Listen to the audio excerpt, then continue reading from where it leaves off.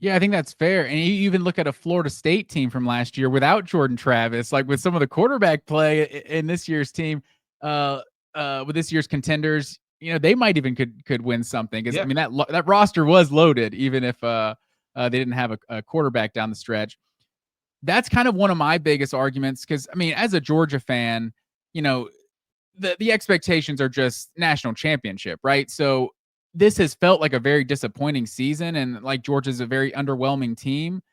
But I try to remind people what you just said. I agree 100%. Dylan Gabriel's having a great season. I don't put him in that Shador Sanders, Cam Ward, that guy that can just like take over a game. I don't No. put him in that company. So like Carson Beck, like in terms of who you get matched up against in the playoff, like there's not really going to be a team that has a quarterback advantage over Georgia. And Carson Beck's had his struggles, but he's just still a really good quarterback. It says more about the lack of elite quarterbacks than Carson Beck being like some sort of great player. Like me, he is really good, but like Quinn Ewers, Carson Beck, like I was kind of anticipating like the winner of Georgia Texas back in October, it was going to be a quarterback duel. Like Yeah. who does better? Like Carson Beck's going to have to lead this offense, and then Georgia's defense decided to show up for the one time all season, and Georgia won that game 30-15. So that's what I'm most curious. So what are you most confident about when you look at this when you look at this Texas team and against this Georgia against Georgia? Yeah, so I think if you're looking just at the 4 units, I'm not going to talk about special teams. If you look at both defenses and offenses, I think the best unit out of the 4 is the Texas defense, and the thing I'm most confident in because it's been the most consistent. Like you said about Georgia, they played a fantastic defensive game versus Texas. I think they played a fantastic defensive half versus Tennessee and a fantastic defensive half versus Alabama. Other than that, they've been completely up and down. If you look at the Georgia offense, it's kind of the same way. They played a great game versus Georgia Tech, I thought, or at least a great half. Then they played a great half or even game versus Tennessee and a great half versus Alabama. Other than that, they've been up and down. The Texas offense is the same way. That I thought overall, the Texas versus Texas A&M first half, that was the best first half Texas has played as a unit, like offense, defense, and special teams. And then you see the third quarter, complete meltdown. You throw a pick six, then you fumble in the red zone, then you get a blocked punt. Like they just tried to give that game away. And we've seen that happen in the Kentucky game. You're completely dominating Kentucky in that first half. Third quarter, you completely, down your leg. We've seen that. The There was a only thing defensive touchdown in that one too, right? yeah, Kentucky. pick. It was, I don't know if it was a pick or fumble. It came out of Quinn's hand. He was getting hit and it fell, and it, like, the guy caught it and ran in. I don't know if they Oh, consider that a that's fumble or yeah. That was interception. Dumas Johnson, the Georgia transfer. Yeah, Yeah. yeah. But the Texas defense has been steady from game one. They have looked phenomenal, and they've only gotten better. They've since the Georgia game, they've really turned it on pass rushing wise. They had 6 sacks versus Kentucky. They had 6 sacks versus Arkansas. I think they had 4 versus A&M. So they're really starting to get after the quarterback too. And then you probably have the Thorpe Award winner in Jahdae Barron. So I really believe in the Texas defense. Yeah, I think that's fair because I think that's something that gets a little lost from the first time that these teams played. Is that Texas shut down Georgia offensively? Like, obviously Georgia created. Well, shoot, Georgia turned it over 3 times of their own, but Georgia was just creating those havoc plays, 7 sacks, forced 4 turnovers. But they were getting 30-yard fields and 20-yard Yeah. fields, and Texas's defense really didn't give up much in that game. But Georgia's defense is what really set up the offense, and that's kind of been the opposite of every other game this year. Like, I guess the one drive, and that honestly was what I was kind of going back to with Georgia fans, because I mean it was toxic here about a month ago with the Carson Beck stuff and 11 interception games in like a 3-4 game, or 9. Yeah. It was like 11 interceptions, like a 4-game span, I want to say. Is that final drive after like Texas fans threw everything on the field and like they scored on the short field and just had all the momentum. Like that's when Beck put together, like it was like an 85-yard drive or something like that, and it kind of calmed everybody down. So he's still the guy, right? Like people were talking about, do we need to bench Carson Beck? Like, no, let's relax here.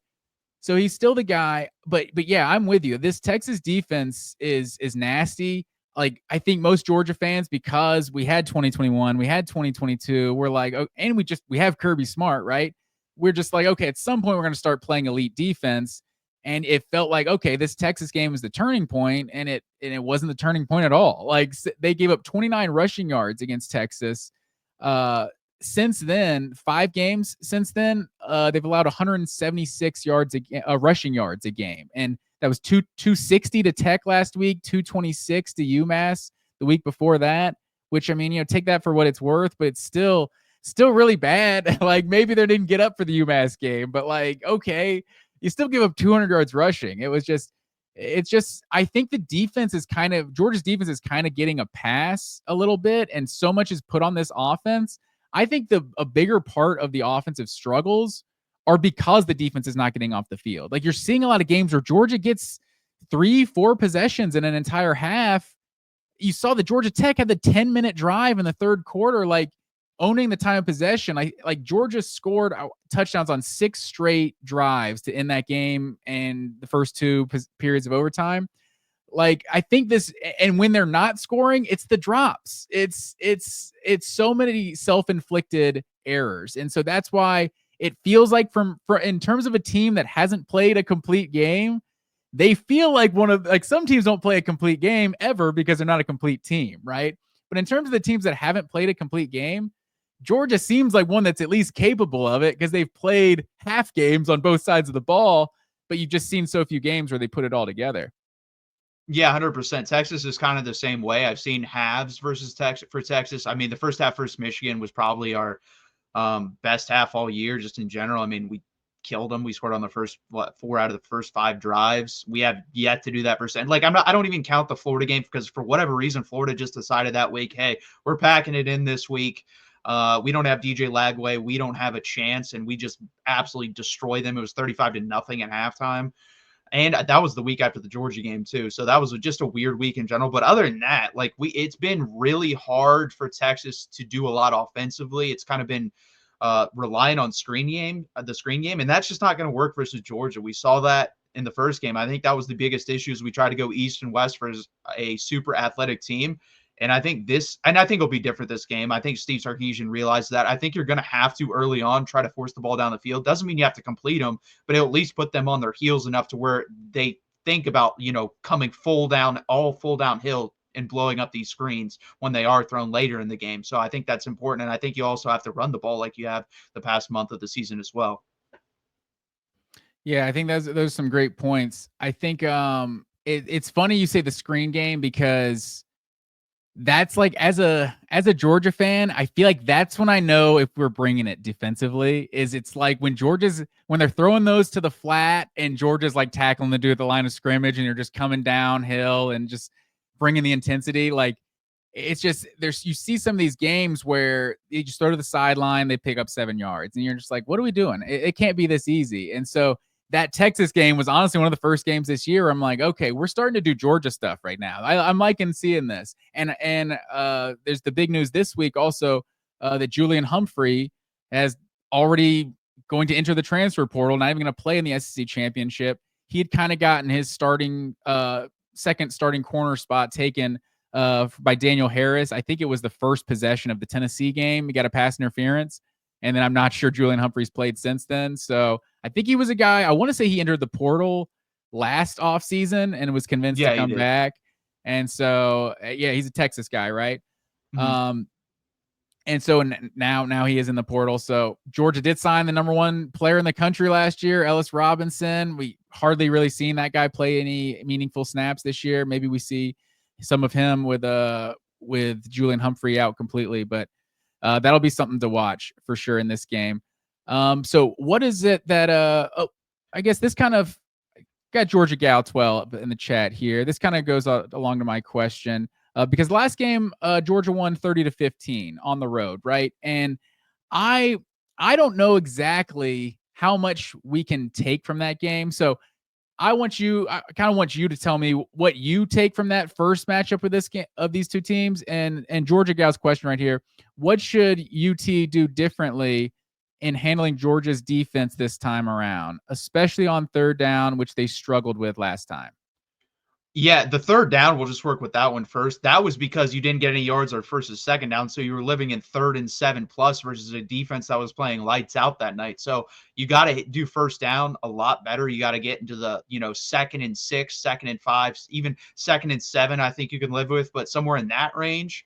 And like I said, I think you just cannot come out because Steve Sarkisian's loves to do this. He's done it his whole time at Texas. He gets Quinn into rhythm with passes, quick out passes, quick in the flat passes, quick screen passes to get him set up, and then he'll attack you deep. I think you got to work opposite in this game because, again, Georgia was sitting on that all night. They blew it up. It did not work. And then by that time, they were so confident in everything they did, and we were not confident in anything we did. It was a big issue. So I think what you're going to see is a lot of running game early from Texas and then some play actions off of that and, trying to hit mesh routes, drag routes, or just those routes that take a long time to develop off the play action where you're basically just running to the sideline and versus zone. And even man, if your guy's more athletic, you can hit that a lot of the time. They hit that with Ryan Wingo versus A&M. I think you're going to see a lot of those early on, and then you'll see the screen game later.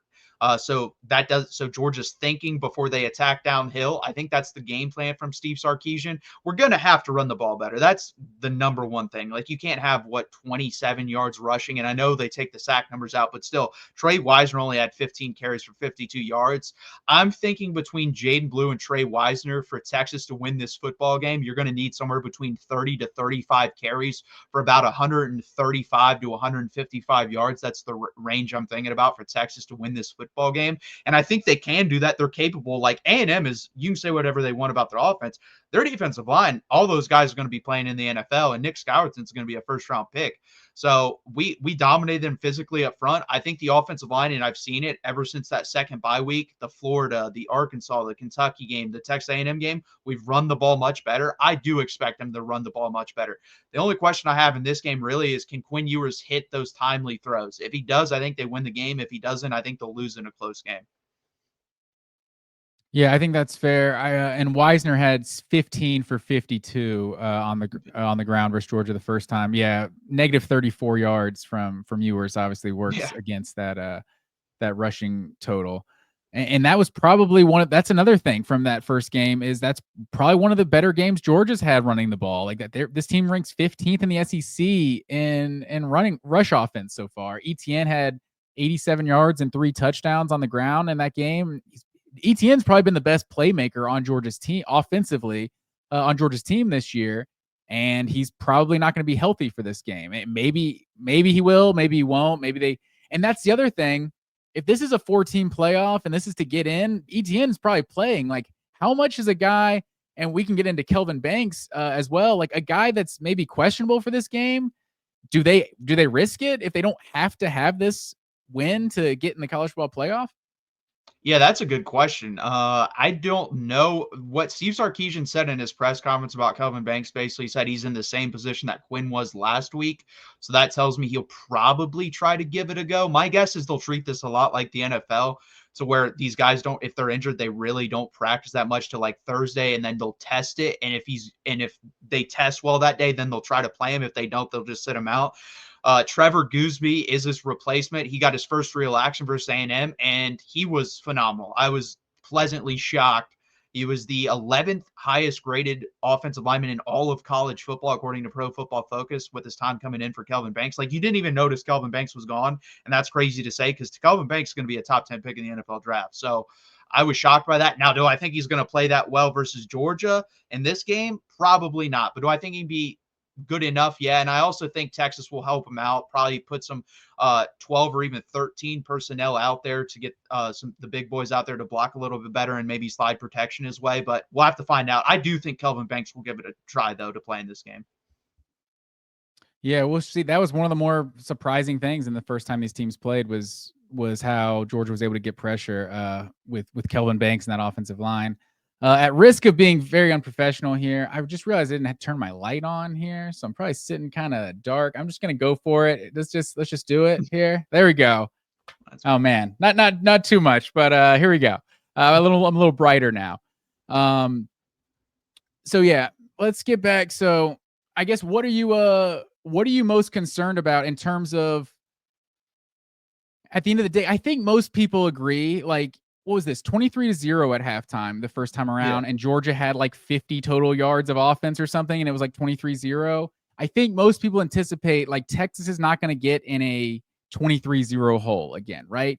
But at the same time, it was being played in Austin, Texas. So you lose by two touchdowns in Austin.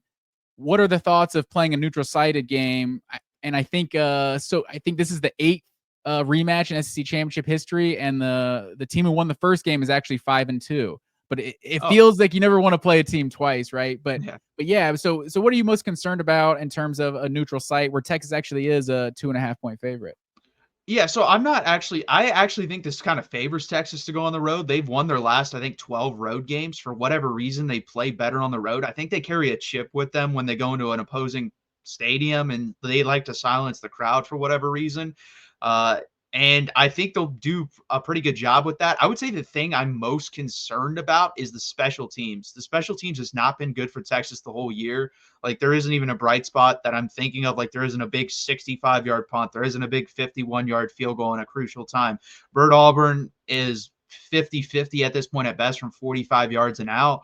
Michael Kern is one of the worst punters in the country. I think he was the worst punter in the country when it comes to the average. Yeah, and Texas is used to great specialists. Like if you go down the list of Texas specialists, you have Justin Tucker who kicked and punted here. He's pretty damn good up until this year in the NFL.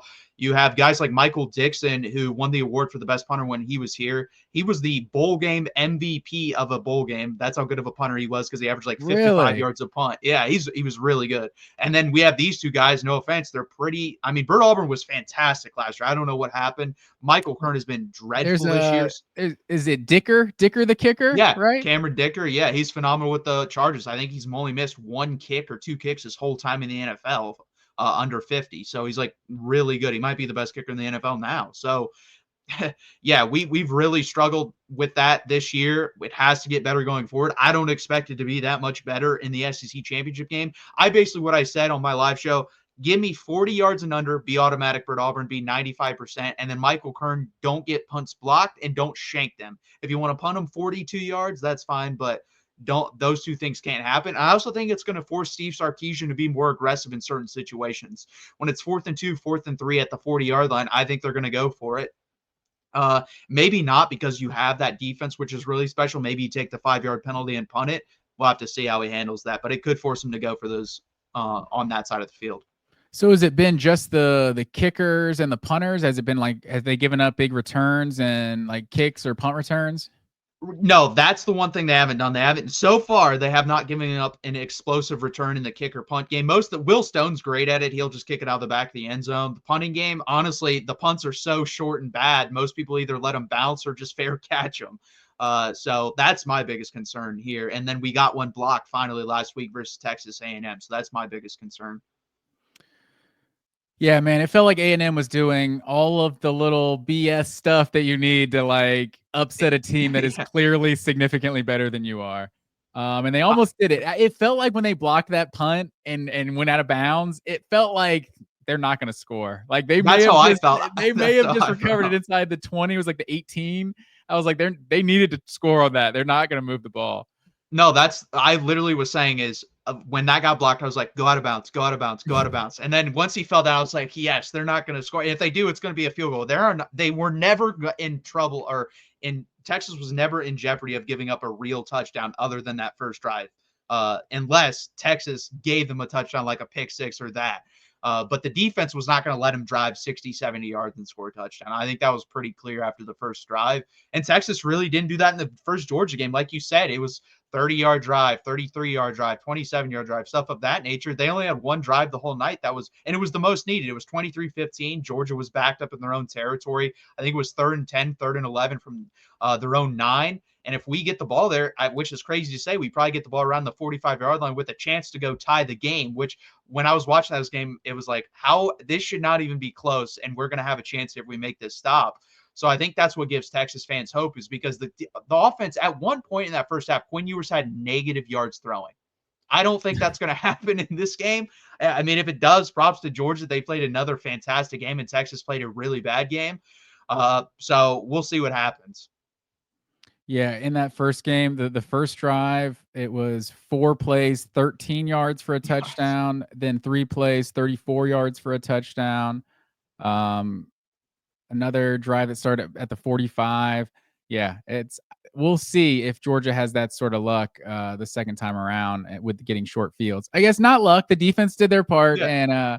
and obviously forced those short fields, but the offense is probably not going to get those gifts the second time around. Especially, I just don't know what to expect from this Georgia defense. I mean, it's the fact that they've been run on the way they have, and Texas is coming off that performance against A&M, where what they ran for like 250 or something on. Yeah, to over 250 yards versus A&M. Yeah, so that's probably my biggest concern from a Georgia perspective is if this is just not the way Georgia's used to getting run on. Like I think the before last year, so year 2 of Kirby Smart when they went to the national championship game, they lost a lot defensively, and I think that following year 2018 they gave up like 100 yards a game on the ground. Like that was the worst run defense of the Kirby Smart era, giving up 100.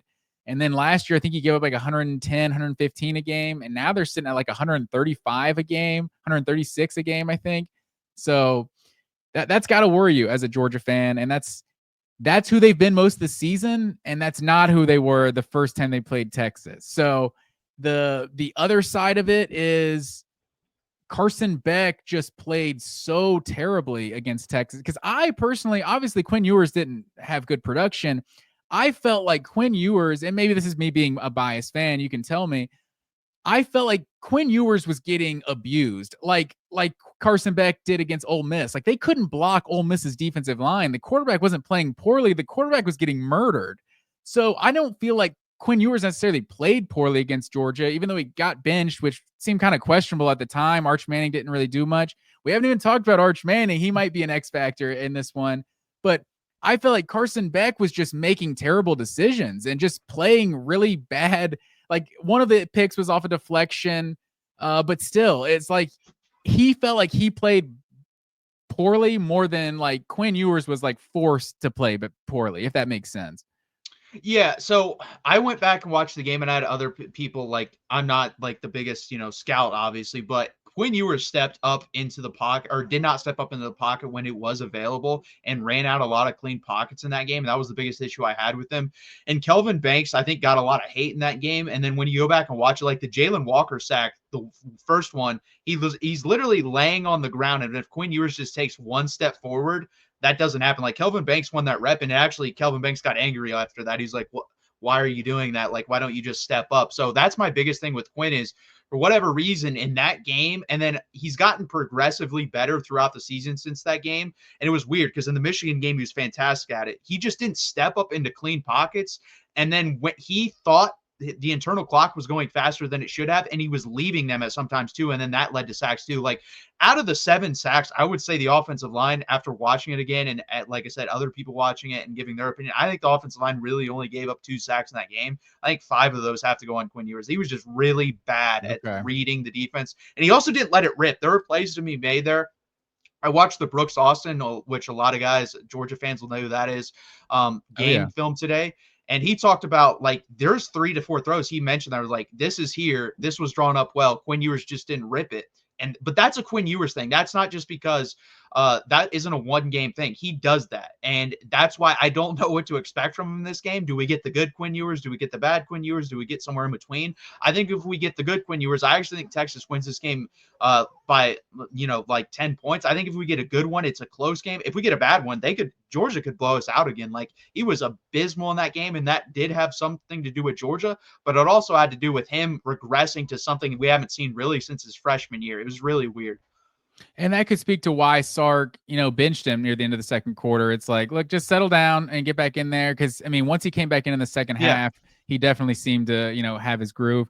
I do feel like because there seems to be a lot of hate on Carson Beck among the Georgia fan base, and I look at Georgia's offense and I'm like, we're 15th in the SEC in running rush offense.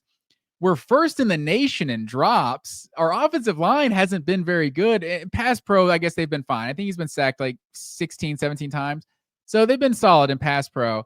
But if you told me Georgia is the worst run offense in the SEC and we lead the nation in drops, I think this team might be like a 4-loss team or something. So I think Carson Beck's kind of the one that's keeping this offense going. You're going to need some help. You can't catch it 4 guys, right? So Yeah. you've seen the Alabama game, the Tennessee game. Arian Smith dropped like 30, 40-yard bombs, first possession of the game that leads to a 3 and out. Last week versus Georgia Tech, it was like a little 3rd and 3 for like a 6-7 yard gain, 3rd down drop that leads to another 3 and out.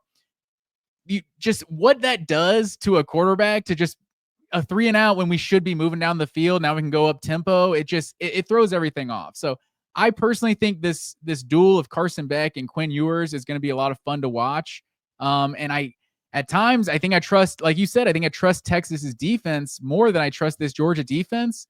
The one advantage Georgia has, I think, is that they're more battle tested. We've seen Texas. It's really the Texas A&M game and the Georgia game are kind of the data point. I mean, obviously, I still kind of give them credit for Michigan because Michigan wasn't bad yet, right? It something seems different about the vibes when it's like week 1, week 2, and a team that becomes bad. It's like they're not bad yet. So that was obviously a dominant performance versus Michigan, but that's kind of how I see it.